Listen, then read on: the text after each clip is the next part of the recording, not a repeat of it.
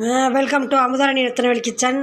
இந்த தோசை கொஞ்சோண்டு தோசை மாவு இருந்துச்சு, அதோட கொஞ்சம் கோதுமை மாவு கலந்து உப்பு போட்டு கலக்கி வச்சுருக்கேன்.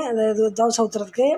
எப்பவும் போல் ஒரு சூடான சாதம், இது வெங்காயம் தக்காளி, ஒரு உருளைக்கிழங்கு போட்டு ஒரு தொக்கு, ஒரு பீக்கங்காய் பொரியல் ஒன்று, இது பாசிப்பயிறு நல்லா வறுத்துக்கிட்டு ரெடி பண்ணி வச்சுருந்தேன். அது ஒரு குழம்பு, நீட்டான ஒரு சூப்பரான பாசிப்பயிறு வெங்காயம் தக்காளி போட்டு ஒரு அழகான குழம்பு. அவ்வளோதாம்மா. சட்னி இருக்குதுந்தா, சூப்பராக சட்னி இருக்குது, அதை சாப்பிட்டுக்க வேண்டியதேன்.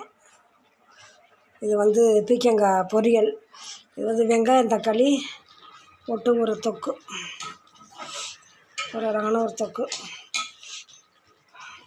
ஒரு சுள்ளுன்னு ஒரு தொக்கு, காரஞ்சாரமான ஒரு வெங்காயம் தக்காளி கத்திரிக்காய் எல்லாம் போட்டு கரம் மசாலா குழம்பு பொடி எல்லாமே மஞ்சத்தூள் எல்லாம் போட்டு ஒரு அழகான தொக்கு, சூடான சாதம்.